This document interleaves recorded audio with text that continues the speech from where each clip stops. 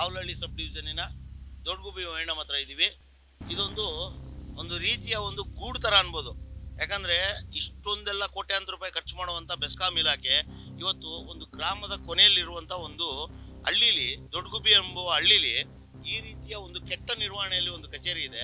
ಇದು ನಿಜವಾಗ್ಲೂ ಒಂದು ಬೆಸ್ಕಾಂ ಅಧಿಕಾರಿಗಳಿಗೆ ನಾಚಿಕೆ ಆಗಬೇಕು ಈ ರೀತಿಯ ಒಂದು ಆಫೀಸ್ ಇಟ್ಕೊಂಡಿರೋದಕ್ಕೆ. ನೋಡಿ, ಇಲ್ಲೊಂದು ಪೇಂಟ್ ಬೆಳೆದಿದ್ದಾರೆ. ಇದೊಂದೇ ಆ ಕಡೆಯಿಂದ ಬರೋರಿಗೆ ಏನೂ ಕಾಣ್ತಲ್ಲ ಆಫೀಸ್ ಇದು, ಈ ಕಡೆಯಿಂದ ಬರೋರಿಗೂ ಗೊತ್ತಾಗಲ್ಲ. ಅಂದರೆ ಯಾವುದೇ ರೀತಿಯಾದ ಬೋರ್ಡ್ ಇಲ್ಲದೆ ಇದೊಂದು ಕಚೇರಿ ಇದೆ. ಹಂಗೆ ಒಳಗಡೆ ಹೋಗೋಣ, ಕಚೇರಿ ಹೆಂಗಿದೆ ಅಂತ ನೋಡೋಣ. ಒಳಗಡೆ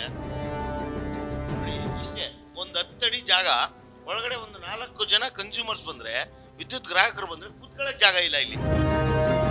ಈ ರೀತಿ ಇವರೇ ಇದು ನಿಮ್ಗೆ ಹೇಗಿದ್ದಾರಾ?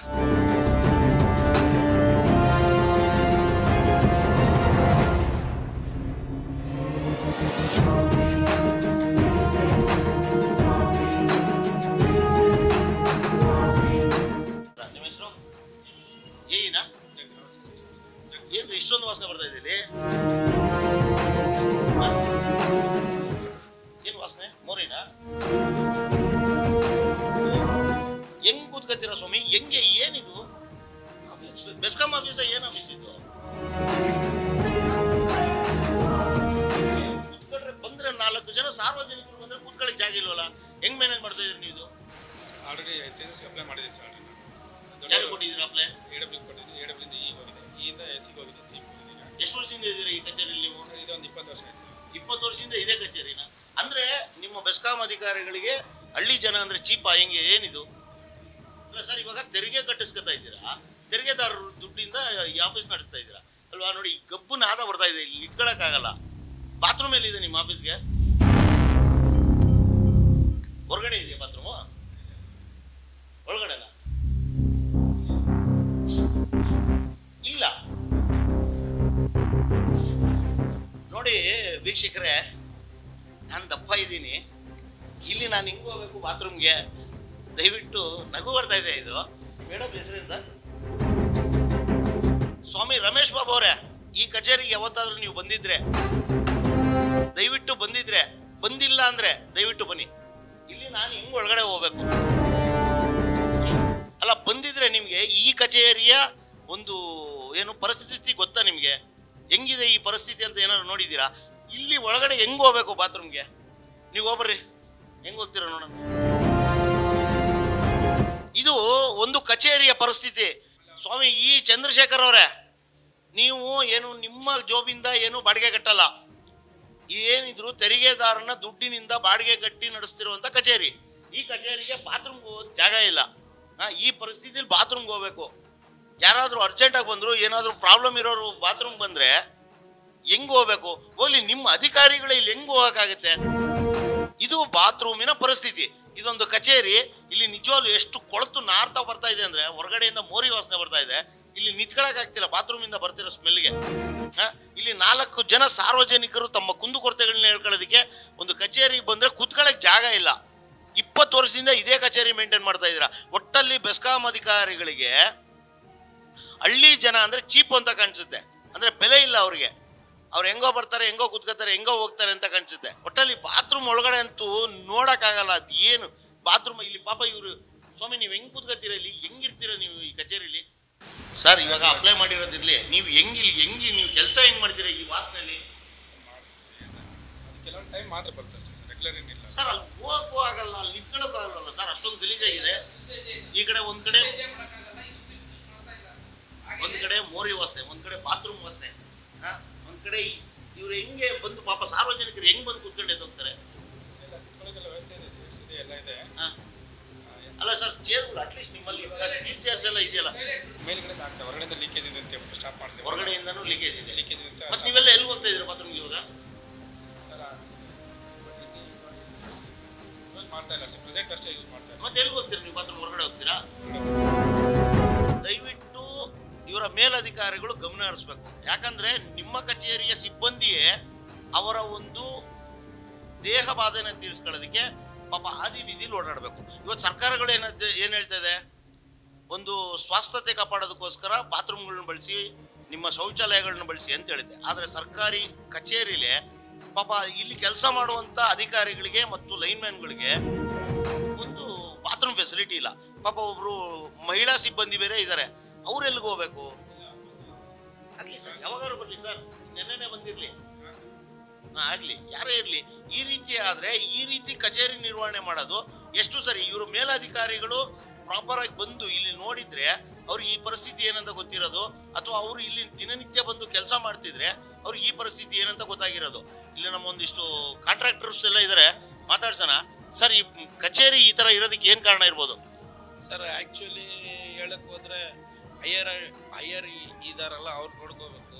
ಈಗ ಅವ್ರು ಏನು ಮಾಡ್ತಾರೆ ಪಾಪಾಜಿ, ಅವ್ರಿಗೆ ಏನು ಅಲಾಟ್ ಮಾಡ್ತಾರೆ ಆಫೀಸು, ಅದ್ರಲ್ಲಿ ಬಂದಿರ್ತಾರೆ ಅಷ್ಟೇ. ಸರ್, ಎಷ್ಟು ವರ್ಷದಿಂದ ಬರ್ತಾ ಇದ್ದೀರಿ ಕಚೇರಿ ನೀವು? ನಾನು ಸುಮಾರು 20-25 ಇಯರ್ಸ್ಲಿಂದ. ಸರ್, ತಾವು ಕಾಂಟ್ರಾಕ್ಟರಾ? ಹೌದು, ಕಾಂಟ್ರಾಕ್ಟರ್ ನಾವು. ಸರ್, ಇಲ್ಲಿ ಬಂದ್ರೆ ಇಷ್ಟೊಂದು ಗಬ್ಬನ ಆತನ ಇರುತ್ತಲ್ಲ, ಹೆಂಗ್ ಬರ್ತೀರಾ ಸರ್ ಒಳಗಡೆಗೆ? ಏನು ಮಾಡೋದು ಸರ್, ನಮ್ಮ ಪ್ರಶಸ್ತಿ ಇದಿದೆ, ನಾವು ಬರಲೇಬೇಕು. ಸರ್, 20 ವರ್ಷದಿಂದ ಇದೆ ಆಫೀಸಾ? ಅಲ್ಲ, ಇದು ಮುಂಚೆ ದೊಡ್ಡಗುಬಿಯಲ್ಲಿ ಇತ್ತು, ಆ ದೇವಸ್ಥಾನ ಹತ್ರ. ಇವಾಗ ಬಂದು ಅಲ್ಲಿಂದ ಬಂದು ಸುಮಾರು 15-16 ವರ್ಷ ಆಯ್ತು ಇದು ಇಲ್ಲಿ ಬಂದು. 15-16 ವರ್ಷದಿಂದ ಇದೇ ಆಫೀಸಲ್ಲಿ ಇದ್ದಾರೆ? ಹೌದು, ಇದೇ ಆಫೀಸ್.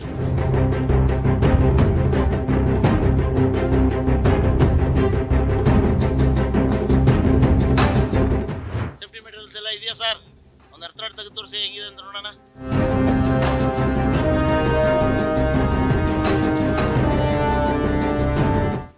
ಎಲ್ಲ ಕರೆಕ್ಟಾಗಿ ಅರ್ಥಾಡ್ ಎಲ್ಲ ಯೂಸ್ ಮಾಡ್ತೀರಾ? ಹೆಂಗ್ ಯೂಸ್ ಮಾಡ್ತೀರಾ? ಕೆಳಗಡೆಯಿಂದ ಹಾಕ್ತೀರಾ, ಮೇಲ್ಗಡೆಯಿಂದ ಹಾಕ್ತೀರಾ? ಎಲ್ಲಿಂದ? ಭೂಮಿ ಮೇಲೆ ನಿಂತ್ಕೊಂಡು ಹಾಕ್ತೀರಾ? 11 kV ಎಷ್ಟು ಅರ್ಥಾಡ್ ಹಾಕ್ತೀರಾ? 3 ಒಂದೇ ಕಡೆ ಹಾಕ್ತೀರಾ, 2 ಕಡೆ ಹಾಕ್ತೀರಾ? 3 ಒಂದು ಸೈಡು, 3 ಒಂದು ಸೈಡು, 6 ಹಾಕ್ತೀವಿ. ಇದಿದ್ರೆ ಸೆಕೆಂಡ್ರಿ ಇದ್ರೆ ಕಾಮನ್ ಮಾಡ್ಕೋತೀರಾ ಹೆಂಗೆ? ಇಲ್ಲ ಸರ್, ಅದಕ್ಕೂ ಅರ್ಥಾಡ್ ಹಾಕಿ ಕಾಮನ್ ಮಾಡ್ತೀವಿ. ಎಲ್ಲದು ಕರೆಕ್ಟಾಗಿ ಯೂಸ್ ಮಾಡ್ತಾ ಇದ್ದೀರಾ? ಅರ್ಥಾಡ್ಗಳೆಲ್ಲ ಚೆನ್ನಾಗಿದೆಯಾ ನಿಮ್ದು? ಗ್ಲೌಸ್ ತೋರಿಸಿ.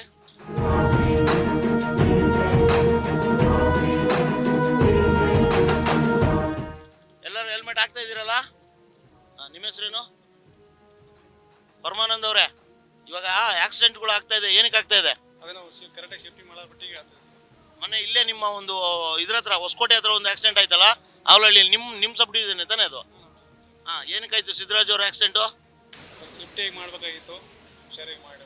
ಸೇಫ್ಟಿ ಎರಡು ಕಡೆ ಅರ್ಥ ಮಾಡಿದ್ರೆ ಆಕ್ಸಿಡೆಂಟ್ ಯಾವ ಆಗಲ್ಲ. ನೀಟಾಗಿ ನಮ್ಮ ಫೀಲ್ಡ್ ಗೊತ್ತಿರಬೇಕು, ನಮಗೆ ಮೊದಲು ಲೈನ್ ಬಗ್ಗೆ ಗೊತ್ತಿರಬೇಕು. ಆಮೇಲೆ ಆಫ್ ಮಾಡಿ, ಜೋಸ್ ಆಫ್ ಮಾಡಿ, ಎರಡು ಕಡೆ ನೀಟಾಗಿ ನಾವು ಭೂಮಿಗೆ ಪೆಟ್ ಸಿಗೋದು ಅರ್ಥ ಮಾಡಿ, ಕಂಪೌಂಡ್ ಆಡಲ್ಲಿ ಹೊಡೆದ ಅರ್ಥ ಮಾಡಿದ್ರೆ ಯಾವ ಸೇಫ್ಟಿ ಅದು ಆಕ್ಸಿಡೆಂಟ್ ಆಗಲ್ಲ ಸರ್. ನಿಮ್ಮ ಕಡೆಯಿಂದ ಆ ರೀತಿ ಯಾವುದು ತಪ್ಪಾಗಲ್ವಲ್ಲ? ಪಕ್ಕ ಎಲ್ಲ ಕಡೆ ಅರ್ಥರಾಡ್ ಮಾಡ್ಕೊತೀರಾ, ಹೆಲ್ಮೆಟ್ ಹಾಕತ್ತೀರಾ, ಜೀವಸ್ಗಳು ಓಪನ್ ಮಾಡುವಾಗ ಗ್ಲೌಸ್ ಹಾಕತ್ತೀರಾ? ಗ್ಲೌಸ್ ಹಾಕೊಂಡು ಜೋಸ್ ಆಫ್ ಮಾಡಿ ಫಸ್ಟು ಭೂಮಿಗೆ ಒಂದು ಮೊಳೆ ಹೊಡೆದು ಡಿಸೈನ್ ಮಾಡ್ತೀವಿ ಗ್ಲೌಸ್ ಹಾಕೊಂಡು. ಅದೇನೋ ಸ್ವಲ್ಪ ಕರೆಂಟ್ ಇದ್ರೆ ಅದರಲ್ಲಿ ಗೊತ್ತಾಗ್ಬಿಡುತ್ತೆ ನಮಗೆ, ಆಗ ಮ್ಯಾಗ ತಕ್ಕ ಹೋಗಲ್ಲ.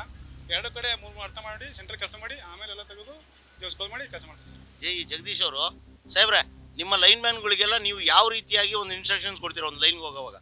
ಪ್ರತಿ ಬೆಳಿಗ್ಗೆ ಅವ್ರನ್ನೆಲ್ಲ ಆಫೀಸ್ಗೆ ಕರ್ಬಿಟ್ಟು ಫಸ್ಟ್ ಸೇಫ್ಟಿ ಬಗ್ಗೆನೇ ಅವರಿಗೆಲ್ಲ ಪಾಠ ಮಾಡ್ತೀವಿ. ಫಸ್ಟ್ ಕಂಪ್ಲೀಟಾಗಿ ಅಟೆಂಡೆನ್ಸ್ ತಗೊಳ್ಳೋಕ್ಕಿಂತ ಮುಂಚೆ ನಾನು ಅವ್ರಿಗೆ ಫಸ್ಟು ಯಾವುದೇ ರೀತಿಯಾದ ಇನ್ಸಿಡೆಂಟ್ ಆಗಲಿ, ಫಸ್ಟ್ ಯಾವ ಕೆಲಸ ಅಂತ ಅದೇನು ಮಾಡ್ತೀನಲ್ಲ ಆ ಕೆಲಸ ಬಗ್ಗೆ ಫಸ್ಟ್ ಅರಿವು ಮೂಡಿಸ್ತೀನಿ ಅವರಿಗೆ. ಬಿಫೋರ್ ಹೇಳಿರ್ತೀನಿ ಇಂಥ ಕೆಲಸ ಮಾಡೋಣ ನಾಳೆ ಅಂತ.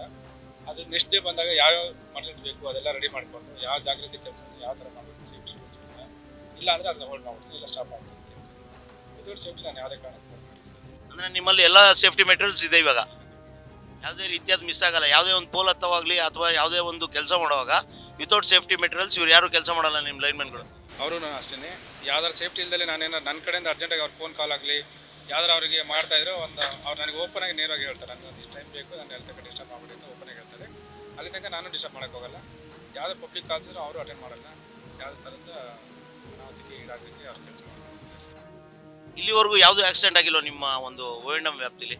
ಇಲ್ಲ ಆಗಿಲ್ಲ ಆಗಲಿ ಜಗದೀಶ್ ಸರ್, ಇವತ್ತಿನವರೆಗೂ ನಾವು ಕೇಳ್ಕೊಳ್ಳೋದಷ್ಟೇ ವಿದ್ಯುತ್ ವಾಣಿಯ ಒಂದು ಏನು ಒಂದು ರಿಕ್ವೆಸ್ಟ್ ಅಷ್ಟೇ. ನಮ್ಮ ಎಲ್ಲ ಲೈನ್ಮ್ಯಾನ್ಗಳ ಹತ್ರ ರಿಕ್ವೆಸ್ಟ್ ಸಿಂಪಲ್ಲು, ಯಾವುದೇ ರೀತಿಯಾದ ಒಂದು ದುರ್ಘಟನೆಗಳು ನಡಿಬಾರ್ದು. ಯಾಕಂದರೆ ಪ್ರತಿಯೊಬ್ಬರಿಗೂ ಅವ್ರದ್ದೇ ಆದ ಕುಟುಂಬಗಳಿದೆ.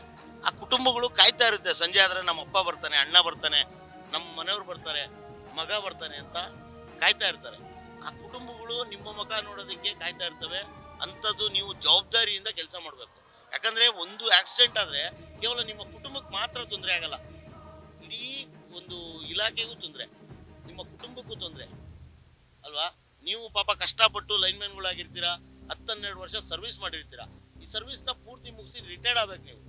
ಅದು ಬಿಟ್ಟು ಎಲ್ಲೋ ಕಂಬದ ಮೇಲೆ ತೀರ್ಕೊಳ್ಳೋದು ಅಥವಾ ಯಾವುದೋ ಒಂದು ದುರ್ಘಟನೆಯಲ್ಲಿ ಸತ್ತೋಗೋದು, ಇದು ನಿಜವಾಗ್ಲೂ ಒಂದು ಬೇಜಾರಿನ ವಿಚಾರ. ಹಂಗಾಗಿ ಲೈನ್ಮ್ಯಾನ್ಗಳಿಗೆಲ್ಲ ನಾವು ಹೇಳ್ತಿರೋದು ಸೇಫ್ಟಿ ಅತಿ ಮುಖ್ಯ. ಸೇಫ್ಟಿನ ಫಸ್ಟ್ ಮೆಜರ್. ನಾನು ಈ ಒಂದು ಏನು ಇವತ್ತಿನ ಈ ದೊಡ್ಡ ಗುಬ್ಬಿಯ ಒಂದು ಭಾಗದಲ್ಲಿ ನಿಂತ್ಕೊಂಡು ಹೇಳ್ತಾ ಇದ್ದೀನಿ, ಪ್ರತಿಯೊಬ್ಬ AE/JEಗಳು ಫಸ್ಟ್ ಇನ್ಸ್ಟ್ರಕ್ಷನ್ಸ್ ಕೊಡಬೇಕು ಲೈನ್ಮ್ಯಾನ್ಗಳಿಗೆ. ಯಾವುದೇ ಒಂದು ಕಂಬ ಹತ್ತಕ್ಕಿಂತ ಮುಂಚೆ ಪೂರ್ತಿ ಅರ್ಥಿಂಗ್ ಮಾಡ್ಕೋಬೇಕು. ಎರಡು ಭಾಗದಲ್ಲಿ ಅರ್ಥಿಂಗ್ ಆದಮೇಲೆ ಆ ಫೋಟೋನ ಸಂಬಂಧಪಟ್ಟ ಅಧಿಕಾರಿಗಳಿಗೆ ಫೋಟೋ ಕಳಿಸ್ಬೇಕು. ಅವರು ಅಪ್ರೂವಲ್ ಕೊಟ್ಟ ಎಸ್ ನೀನು ಹತ್ತು, ನೀನು ಕರೆಕ್ಟಾಗಿ ಸೇಫ್ಟಿಯಾಗಿ ಮಾಡ್ಕೊಂಡಿದ್ಯಾ, ನೀನು ಹತ್ತು ಕಂಬನ ಅಂತ ಹೇಳಿದ ಮೇಲೇ ಲೈನ್ಮ್ಯಾನ್ಗಳು ಹತ್ತಬೇಕು. ಈ ರೀತಿಯ ಒಂದು ಡಿಸಿಷನ್ನ ನಿಮ್ಮ ಒಂದು ONMಲ್ಲಿ ಇವತ್ತಿಂದ ಮಾಡಬೇಕು ಸರ್.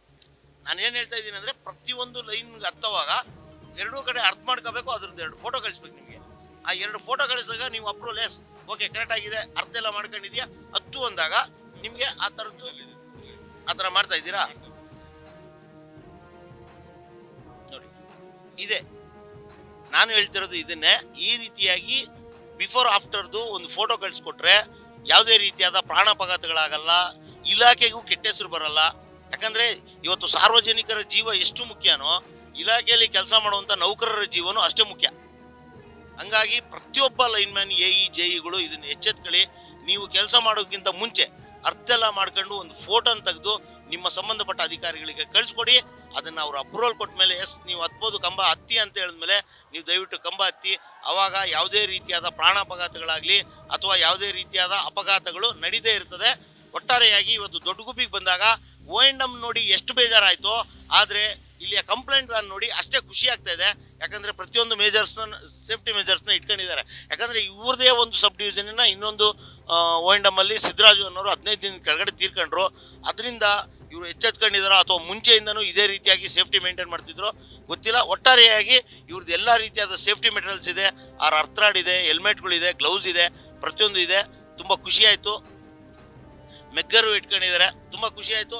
ಇದೇ ರೀತಿಯಾಗಿ ಎಲ್ಲ ಪ್ರತಿಯೊಬ್ಬ ಲೈನ್ಮ್ಯಾನ್ಗಳು ಮೇಂಟೈನ್ ಮಾಡಿದಾಗ ಅವರ ಜೀವಕ್ಕೆ ಯಾವುದೇ ರೀತಿಯಾದ ಅಪಘಾತ ಆಗಲ್ಲ. ಈ ರೀತಿಯಾಗಿ ಇನ್ನೂ ಮುಂದುವರ್ಕೊಂಡು ಹೋಗಲಿ. ನಿಮ್ಮ ಹೆಸರೇನು ಇವರೇ? ರಾಜು ಅವರು, ಎಷ್ಟು ವರ್ಷ ಆಯಿತು ನೀವು ಅಪಾಯಿಂಟ್ ಆಗಿ? 6 ವರ್ಷ ಆಯ್ತು. ಯಾವ ಊರು ನಿಮ್ಮದು? ಬಾಗಲಕೋಟೆ. ರಾಜು ಅವರೇ, ನೀವು ಯಾವುದೇ ಒಂದು ಕೆಲಸ ಮಾಡೋದಕ್ಕಿಂತ ಮುಂಚೆ ಸೇಫ್ಟಿ ಮೆಜರ್ಸ್ ತಗೊಂತೀರಾ ತಗೊಳ್ಳಲ್ವಾ? 100% ತಗೊಂತೀರಾ? ಗ್ಲೌಸ್ ಹಾಕೊಂಡೆ GS ಓಪನ್ ಮಾಡ್ತೀರಾ? ಹೌದು ಸರ್, ಗ್ಲೌಸ್ ಹಾಕೊಂಡೆ GS ಓಪನ್ ಮಾಡ್ತೀವಿ. ನಮ್ಮ ಸಾಹೇಬರು ಹೆಂಗೆ ನಮಗೆ ಇನ್ಸ್ಟ್ರಕ್ಷನ್ ಕೊಡ್ತಾರೆ ಸೇಫ್ಟಿ ಬಗ್ಗೆ, ಅದ್ರ ಬಗ್ಗೆ ಎಲ್ಲ ನಾವು ನೋಡ್ಕೊಂಡು ಹ್ಯಾಂಡ್ ಗ್ಲೌಸ್ ಎಲ್ಲ ಚೆಕ್ ಮಾಡಿಕೊಂಡು ಹಾಕ್ಕೊಂಡು ಆಮೇಲೆ GS ಓಪನ್ ಮಾಡ್ತೀವಿ. ಅರ್ತಿಂಗ್ ಆಗಿರ್ಬೋದು ಹಂಗೆ ಅಷ್ಟೇ. ನಾವು ವೆಟ್ ಇರೋ ಜಾಗದಲ್ಲಿ ಮಾತ್ರ ನಾವು ರಾಡ್ ಹೊಡೆದು ಅದಕ್ಕೆ ಅರ್ತಿಂಗ್ ಮಾಡಿಕೊಂಡು ನಾವು ಕೆಲಸ ಮಾಡೋ ಜಾಗದಿಂದ ಹಿಂದ್ಗಡೆ 2 ಫೋಲಿಂದಲ್ಲಿ ಅರ್ತಿಂಗ್ 3 ಅರ್ತಿಂಗ್ ರಾಡ್ ಹಾಕ್ಕೊಂಡು ಸೆಂಟ್ರಲ್ಲಿ ಸೇಫ್ಟಿ ಝೋನ್ ಕ್ರಿಯೇಟ್ ಮಾಡಿಕೊಂಡು ಆಮೇಲೆ ನಾವು ಕೆಲಸ ಸ್ಟಾರ್ಟ್ ಮಾಡ್ತೀವಿ ಸರ್. Very good Raju. ನೋಡಿ, ರಾಜು ಅಂತ ಇವಾಗ ಏನು ಹೇಳ್ತಾ ಇದ್ದಾರೆ ಇದು ನಿಜವಾಗ್ಲೂ ಒಂದು ಅದ್ಭುತ ಮಾತು. ಯಾಕಂದರೆ ಪ್ರಾಣ ಮುಖ್ಯ. ಪ್ರಾಣ ಉಳಿಸ್ಕೊಂಡ್ರೆ ನೀವು ಕೆಲಸ ಮಾಡ್ಕೊಂಡು ಹೋಗ್ಬೋದು, ಮುಂದೆ ಪ್ರಮೋಷನ್ಸ್ ಬರುತ್ತೆ, ನಿಮ್ಮ ಮಕ್ಕಳ ಜೀವನ ನೋಡ್ಬೋದು, ಪ್ರತಿಯೊಂದು ಇರುತ್ತೆ. ಆದರೆ ಲೈನ್ಮ್ಯಾನ್ಗಳು ನೀವೇ ಜೀವ ಕಳ್ಕೊಂಡು ಎಲ್ಲೋ ಆತರ ಪಟ್ಟು 10 ನಿಮಿಷ ಬೇಗ ಕೆಲಸ ಮಾಡೋಣ ಅನ್ನೋದಕ್ಕೋ ಅಥವಾ ಏನೋ ನಿಮ್ಮನ್ನು ಶಬಾಷ್ ಅನ್ಸ್ಕೊಳ್ಳೋದಕ್ಕೋ ಯಾವುದೋ ಒಂದು ಆತರ ಪಟ್ಟು ನೀವು ನಿಮ್ಮ ಅಮೂಲ್ಯವಾದ ಜೀವಗಳನ್ನ ಕಳ್ಕೊಬೇಡಿ ಅಂತ ವಿದ್ಯುತ್ ವಾಣಿ ಕಡೆಯಿಂದ ನಾನು ಹೇಳ್ತಾ ಇದ್ದೀನಿ. ಒಟ್ಟಾರೆಯಾಗಿ ಇವತ್ತು ಏನು ದೊಡ್ಡ ಗುಬ್ಬಿ ONM ನೋಡಿದಾಗ ನಿಜವಾಗ್ಲೂ ಎಷ್ಟು ಬೇಜಾರಾಯಿತು. ಇವರು ಒಂದು ಕಂಪ್ಲೇಂಟ್ ವ್ಯಾನ್ ನೋಡಿದಾಗ ಅಷ್ಟೇ ಖುಷಿ ಆಯಿತು. ತುಂಬ ಅದ್ಭುತವಾಗಿ ಇವರೆಲ್ಲ ನೋಡಿ ಒಂದು ಇದನ್ನ ಯಾವುದೋ ಏಣಿ ಇಟ್ಕೊಳ್ಳೋದಕ್ಕೆಲ್ಲ ವ್ಯವಸ್ಥೆ ಮಾಡ್ಕೊಂಡಿದ್ದಾರೆ, ಒಂದು ಆ್ಯಂಗಲ್ ಎಲ್ಲ ಮಾಡ್ಕೊಂಡಿದ್ದಾರೆ, 6 ಅರ್ಥರಾಡ್ ಇಟ್ಕೊಂಡಿದ್ದಾರೆ, ಆಮೇಲೆ ಗ್ಲೌಸ್ಗಳು ಇಟ್ಕೊಂಡಿದ್ದಾರೆ, GS ರಾಡ್ ಕ್ಲೀನಾಗಿ ಇಟ್ಕೊಂಡಿದ್ದಾರೆ. ಪ್ರತಿಯೊಬ್ಬ ಲೈನ್ಮ್ಯಾನ್ಗಳು ದಯವಿಟ್ಟು ಮೊದಲು ನೀವು ಕೆಲಸ ಮಾಡೋದಕ್ಕಿಂತ ಮುಂಚೆ ನಿಮ್ಮ ಜೀವ ಕಾಪಾಡುವಂಥ ವಸ್ತುಗಳನ್ನ ನೀವು ದಯವಿಟ್ಟು ಸುರಕ್ಷಿತವಾಗಿ ಇಟ್ಕೊಳ್ಳಿ. ಪ್ರತಿಯೊಂದು ಗ್ಲೌಸ್ನ ಚೆನ್ನಾಗಿ ಇಟ್ಕೊಳ್ಳಿ, ಕ್ಲೀನಾಗಿ ಎತ್ತಿಟ್ಕೊಳ್ಳಿ. ಆಮೇಲೆ GS ರಾಡ್ಗಳನ್ನ ಕ್ಲೀನಾಗಿ ಎತ್ತಿಟ್ಕೊಳ್ಳಿ, ಪಂಚರ್ ಆಗಲಿದಂಗೆ ನೋಡ್ಕೊಳ್ಳಿ.